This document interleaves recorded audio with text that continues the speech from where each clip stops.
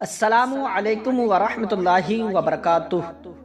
میرے پیارے دوستوں، میں امید کرتا ہوں کہ آپ سبھی حضرات خیریت سے ہوں گے، ٹھیک ہوں گے۔ اللہ پاک آپ سب کو سلامت رکھے اور اپنی حفظ و امان میں رکھے۔ میرے پیارے دوستوں، حضرت سیدنا ابو بکر بن فضل رحمۃ اللہ تعالی علیہ فرماتے ہیں کہ میں نے جب اصرار کر کے اپنے ایک رومی دوست سے اسلام لانے کا سبب پوچھا تو اس نے بیان کیا، ہمارے ملک پر مسلمانوں کا لشکر حملہ آور ہوا، جنگ ہوئی، کچھ لوگ ہمارے قتل ہوئے اور کچھ ان کے۔ میں نے اکیلے 10 مسلمانوں کو قیدی بنا لیا۔ ملک روم میں میرا بہت بڑا گھر تھا، میں نے ان سب کو اپنے خادمین کے سپرد کر دیا۔ انہوں نے ان کو بیڑیوں میں جکڑ کر خچروں پر سامان لادنے کے کام پر لگا دیا۔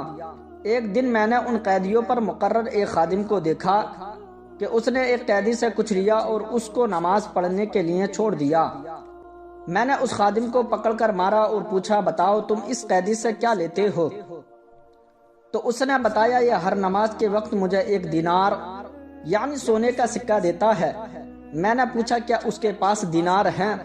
تو اس نے بتایا، نہیں، مگر جب یہ نماز سے فارغ ہوتا ہے تو اپنا ہاتھ زمین پر مارتا ہے اور اس سے 1 دینار نکال کر مجھے دے دیتا ہے۔ خادم کا بیان سن کر مجھے شوق ہوا کہ اس کی حقیقت جانوں۔ جب دوسرا دن ہوا تو میں اس خادم کا یونیفارم پہن کر اس کی جگہ کھڑا ہو گیا۔ جب ظہر کا وقت ہوا تو اس نے مجھے اشارہ کیا کہ مجھے نماز پڑھنے دے تو میں تجھے 1 دینار دوں گا۔ میں نے کہا، میں 2 دینار سے کم نہیں لوں گا۔ اس نے کہا، ٹھیک ہے۔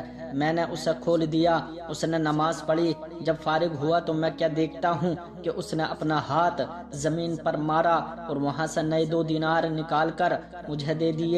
جب عصر کا وقت ہوا تو اس نے مجھے پہلی مرتبہ کی طرح اشارہ کیا۔ میں نے اسے اشارہ کیا کہ میں 5 دینار سے کم نہیں لوں گا۔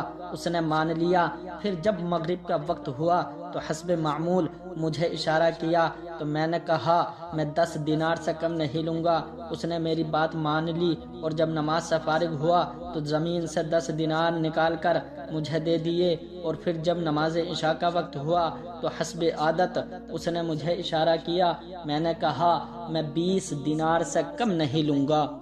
پھر بھی اس نے میری بات تسلیم کر لی اور نماز سے فراغت پا کر اس نے زمین سے 20 دینار نکالے اور مجھے تھما کر کہنے لگا، جو مانگنا ہے مانگ لو، میرا مولا بہت غنی و کریم ہے، میں اس سے جو مانگوں گا وہ عطا کرے گا۔ اس کا یہ معاملہ دیکھ کر مجھے یقین ہو گیا کہ یہ ولی اللہ ہے۔ مجھ پر اس کا رعب طاری ہو گیا اور میں نے اس کو زنجیروں سے آزاد کر دیا اور وہ رات میں نے رو کر گزاری۔ اللہ جب صبح ہوئی تو میں نے اسے بلا کر اس کی تعظیم و تکریم کی، اسے اپنا پسندیدہ نیا لباس پہنایا اور اختیار دیا کہ وہ چاہے تو ہمارے شہر میں عزت والے مکان یا محل میں رہے اور چاہے تو اپنے شہر چلا جائے۔ اس نے اپنے شہر جانا پسند کیا۔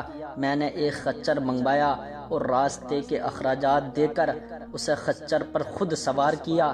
اس نے مجھے دعا دی، اللہ پاک اپنے پسندیدہ دین پر تیرا خاتمہ فرمائے۔ اس کا یہ جملہ مکمل نہ ہوا تھا کہ میرے دل میں دین اسلام کی محبت گھر کر گئی۔ پھر میں نے اپنی 10 غلام اس کے ہمراہ بھیجے، انہیں حکم دیا کہ اسے نہایت و احترام کے ساتھ لے جاؤ۔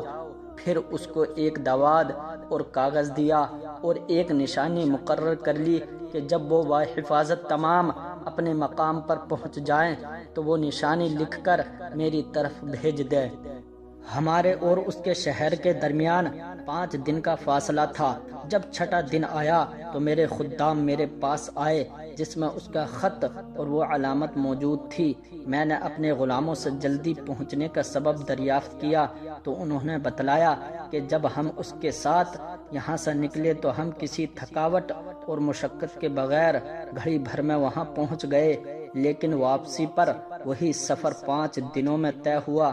ان کی یہ بات سنتے ہی میں نے پڑھا، اشہد اللہ الہ الا اللہ و اشہد ان محمد رسول اللہ و ان دین الاسلام حق۔ میں گواہی دیتا ہوں کہ اللہ کے سوا کوئی معبود نہیں، اور میں گواہی دیتا ہوں کہ یقیناً حضرت محمد مصطفیٰ صلی اللہ تعالی علیہ وسلم اللہ پاک کے رسول ہیں۔ اور بے شک دین اسلام حق ہے، پھر میں روم سے نکل کر مسلمانوں کے شہر آ گیا۔ اور میرے پیارے دوستو، میں امید کرتا ہوں کہ آپ کو ہماری یہ ویڈیو ضرور پسند آئی ہوگی۔ ہماری اس ویڈیو کو زیادہ سے زیادہ شیئر کیجئے، اور اگر آپ نئے ہو تو چینل کو ضرور سبسکرائب کر لیجئے تاکہ ہماری ہر ویڈیو آپ کے پاس پہنچ جائے۔ صلو علی الحبیب صلی اللہ علی محمد۔